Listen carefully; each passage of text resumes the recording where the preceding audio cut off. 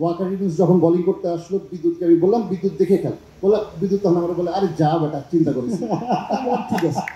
তো বিদ্যুৎ প্রথম বল ওয়াকার ইউনুসের ডিফেন্স, সেকেন্ড বল দুর্দান্ত একটা স্কোয়ার কাট বাউন্ডারি, আমি বিদ্যুতের কাছে আবার গেলাম, বিদ্যুৎ এর অনেক ভালো শট হয়েছে। ষষ্ঠ বলে এবার মিড অফের উপর দিয়ে চার, এবার বিদ্যুতের সামনে যখন আমি গিয়ে বললাম বিদ্যুৎ এটা আরো ভালো হয়েছে, বিদ্যুৎ তখন আমারে বলে ওই বেটা এই মুয়া বলারটা কেডা। জনাব আসিফ মাহমুদ সজিব ভুঁইয়া ব্লেজারটি পরিয়ে দিবেন এবং ওয়াট অ্যান অনার। আমি তখন বল বয় ছিলাম, মাঠের বাইরে দূর থেকে দেখতাম আমাদের স্টারদেরকে। Former Bangladesh captain Habibul Bashar Suman.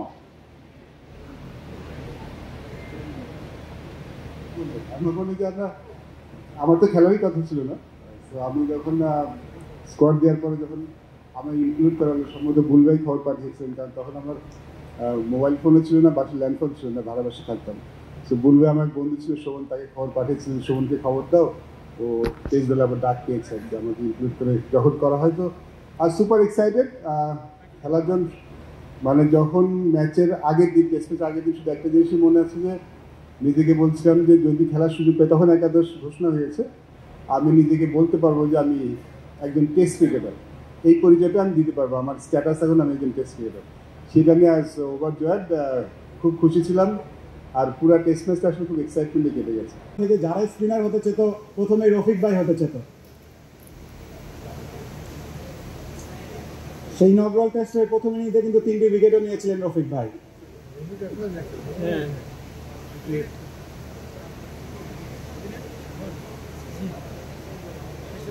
দেখেন আমরা যারা টেস্ট খেলেছি প্রথম 25টা বছর পর আবার একত্র হয়েছি, তাল্লা এসে লাখলে শুধু আমরা 25 বছরের ভিতরে কিন্তু কেউ দেখা যায় এখানে দুনিয়াতে যায়নি, এটি সবথেকে বড়। তা আলহামদুলিল্লাহ এইভাবে যদি চলতে থাকে আর এরকম মিলন মেলা যদি করে, এবং বিসিবিকে আমি ধন্যবাদ দিচ্ছি যে এত সুন্দর একটা আয়োজন করেছেন এবং আমাদের আবার যেন আপনারা স্মরণ করেছেন। তা আলহামদুলিল্লাহ বুলবুল যেটা বলেছে যে এটা আমরা 25 বছরে যেটা আমরা 50 বছর করবো, তা আমি মনে করি এই জিনিসটা যদি যত ক্যারি করবো তত প্লেয়ারদের জন্য ভালো হবে এবং ভবিষ্যতে যেসব প্লেয়ার রিটায়ার করবে তাদের জন্য ভালো হবে। মিডল অর্ডারের ভরসা যাকে বলা হতো একসময়, রাজিন সালে।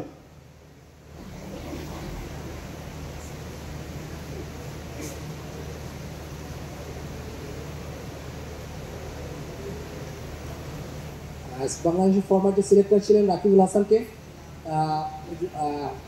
ওনার কনফিডেন্স ছিল, ওনার আত্মবিশ্বাস ছিল যে আমি একজন ভালো ফিল্ডার এবং আমাকে উনি পিক করেছিলেন। এবং সোনার ইমরান স্যারকে ধন্যবাদ যে আপনারা আমাকে পিক করেছেন একজন ভালো ফিল্ডার হিসেবে, এবং আমি তাই করতে পেরেছি এবং আপনারা আমি আশা করি যে আপনারা রাইট নির্বাচন করেছেন আমাকে নিয়ে। গ্রুপে রয়েছেন, বাট যারা আমরা আগে থেকে বাংলাদেশ ক্রিকেট ফলো করি, মনি ভাইকে চিনি, লং স্পেল করার জন্য খুব বেশি পরিচিত ছিলেন।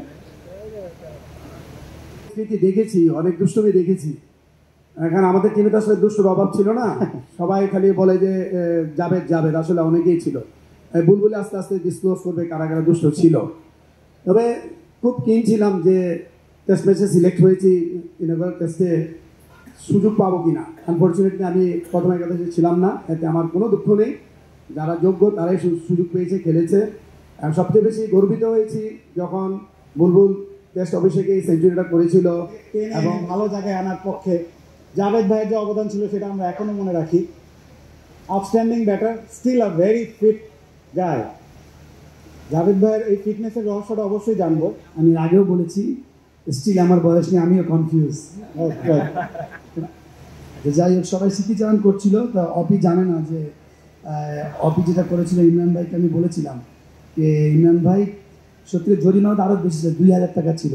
পাগলের মতো সবাইকে খুঁজতে করে লাভ, এক্সট্রা লাভ। ইমরান ভাই তখন ভেরি জায়েন্ট ছিলেন একদম। আমরা সবাই ইমরান ভাইকে একটা নামে ডাকতাম, যেটা বললাম না, জায়েন্ট ছিল, ঠিক আছে। ওই সময় আমি ইমরান ভাই বলি, ইমরান ভাই একটা লোককে পাইতে পারেন, সেটা হচ্ছে অপি। কারণ প্রশ্নই আসে না। সে আবার করছে কি, অপি হাতাটা এত সুন্দর সুন্দর করে একদম তাই ভিতরে করে রাখছে, তো ওই জন্য ধরা পড়েছে অপি আমার জন্য। আর বিদ্যুৎ, ওকে পাওয়া খুবই টাফ। এই যে ব্লেজার পেয়েছে, thanks cricket board, thanks Asif ভাইকে, কিন্তু ওকে কিন্তু খুঁজে পাচ্ছিল না কেউ। আমি ওকে খুঁজে ব্লেজার মাপটা দিয়ে, right. Legend of Bangladesh cricket, না the president of Bangladesh cricket board.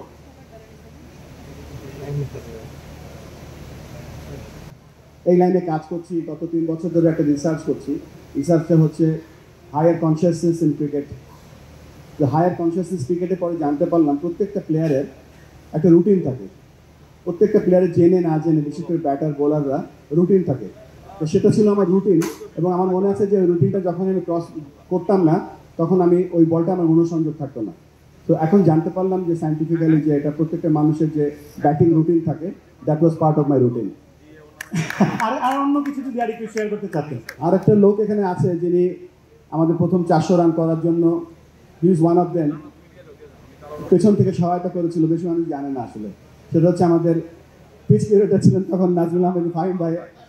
এবং ফাহিম ভাই, থ্যাংক ইউ, আপনি একটা ভালো পিচ বানিয়ে দিয়েছিলেন আমাদেরকে।